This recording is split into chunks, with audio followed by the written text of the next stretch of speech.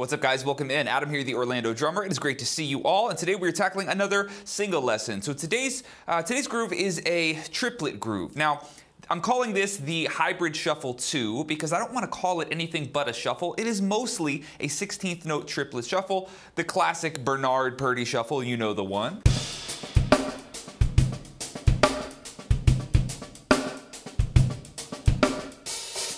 Now, it's not exactly that note for note. Obviously, it's called a hybrid for a reason. So we do have a little bit of a modification to make a little bit later in this groove. But if you're totally unfamiliar with the shuffle, I wouldn't recommend starting here. Pause this lesson and go check out the Shuffle 101 Masterclass. It will really make sense of this entire groove conceptually. And then when you're ready to take on some of these more difficult versions, like a hybrid version of it, then you can come back to a lesson like this one. But if you're already good with the 16th note triplet shuffle, or you know, relatively speaking, how this groove works, then let's dive into it. We got a pretty cool variation to cover here. So as always, I'm going to play this up to speed. Sorry, we're going old school today. I've got a computer monitor down, so we got some paper in the shot, which is not normal for me. So we're going old school. Let's play this thing up to speed, and then we will break down exactly what's happening in the Hybrid Shuffle 2. Here we go.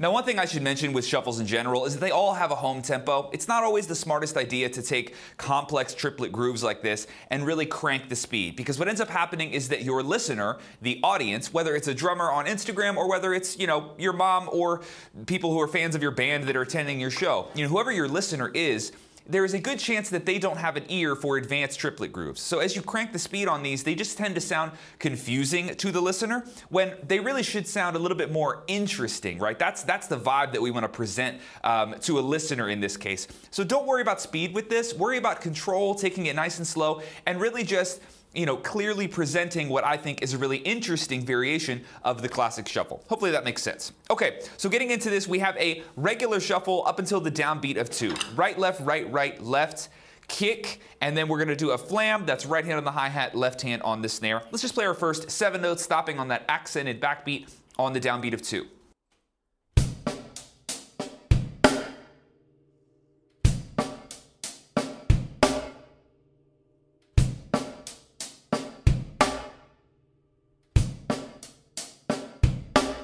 Now on beat 2, we have a left hand after that backbeat, and then we're just repeating our triplet pattern here of right up on the hi-hat, left hand ghost note. Then we're going to have a kick drum and a right hand together on the very last note of beat 3. And then obviously that sort of goes over top of the beat line there. Right, we just hit another kick and a right hand together. Those 2 notes in the dead center of the groove. So let's play that far. We're going to stop on the downbeat of 3. Again, this is all just normal 16th note triplet shuffle. If this is totally unfamiliar to you, Shuffle 101 Masterclass is where you go to really have this thing broken down a lot slower. So again, we're playing up to the downbeat of 3. Here we go.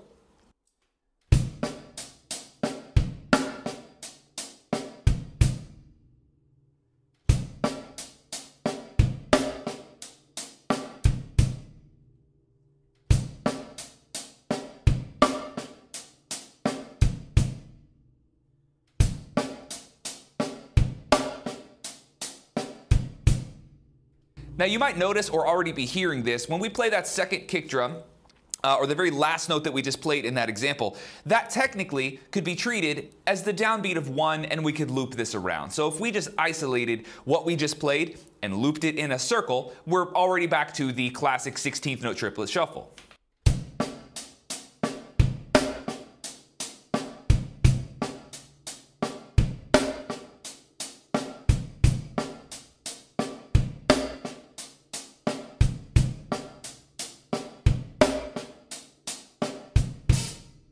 Pretty easy to understand. So next up we have beat 3. You'll notice that beat 3 is an exact clone of beat 1. Same thing, nothing to learn there. It's like we're continuing with the shuffle, and that trickery really happens inside of beat 4. One of the cooler things about this groove is that it feels very much like a normal shuffle until it's not, right? So it's very late in the groove where we make that final change. So let's just go to beat 4, where our only real variation of this classic 16th note triplet shuffle is actually happening. So in beat 4, we'll take it note by note. We have a kick drum and a right hand on the hat. This is all the same so far.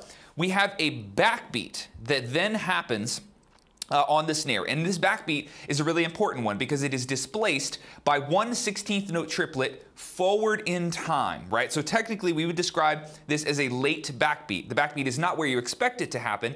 It is 1/16th note triplet later in time. So that alone is what really causes that initial confusion, right? Because we're messing with the pulse that's expected to happen. Now, what's cool about it is that left, I'd like to think of that left as the beginning of a left-hand lead paradiddle. Left, right, left, left. So we have left hand on the snare. That's our loud displaced backbeat on the second 16th note triplet in that beat.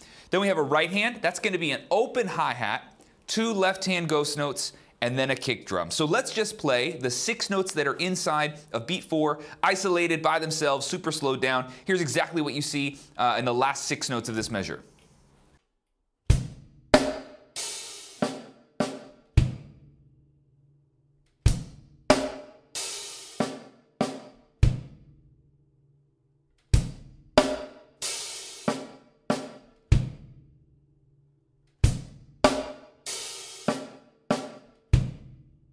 Couple things to pay attention to. First of all, this is going to feel weird when you isolate it. When we just play these 6 notes, not in context of the whole groove, it's a weird pattern, so don't expect this to feel very normal just yet. You're going to normalize it when you put it inside of the full groove. Second thing is that when I'm opening that hi-hat, the right hand, which is the third 16th note triplet of that beat, that right hand, I'm letting the hi-hat sing until the ghost notes begin. When that first, or rather the next ghost note happens, that next left hand, that's when the hi-hat closes. And as you bring a little bit of speed into this measure, what that ends up being is like, it's just a really short hi-hat, so it's not really sung out. And the reason I don't do that is because I want to hear the ghost notes. So I'm not going to play it this way, because in that example, the hi-hat is sort of bleeding over top of the ghost notes, and I want those to be really audible. All shuffles have a lot of nuance to them, so I don't want to cover up any of those ghost notes. So for that reason, I'm shortening this hi-hat and making it like a really quick kind of bark, right? Let me speed up these last 6 notes just a little bit.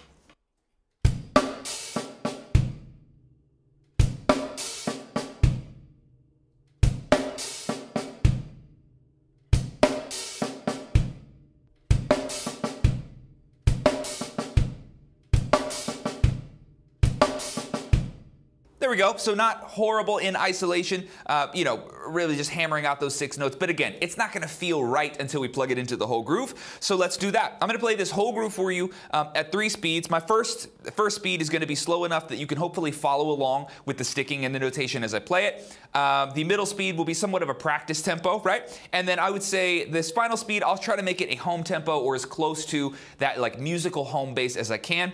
But once again, keep in mind, you know, rushing a groove like this, not the goal at all. So just make sure that you aren't, that you're not racing, right? That is not the point of a groove like this. I just can't think of any situation where I would actually be playing this that fast, right? So you'll see, my final speed will be my recommended home tempo for this guy. All right, guys, let's give it a shot. Hybrid Shuffle 2, here we go.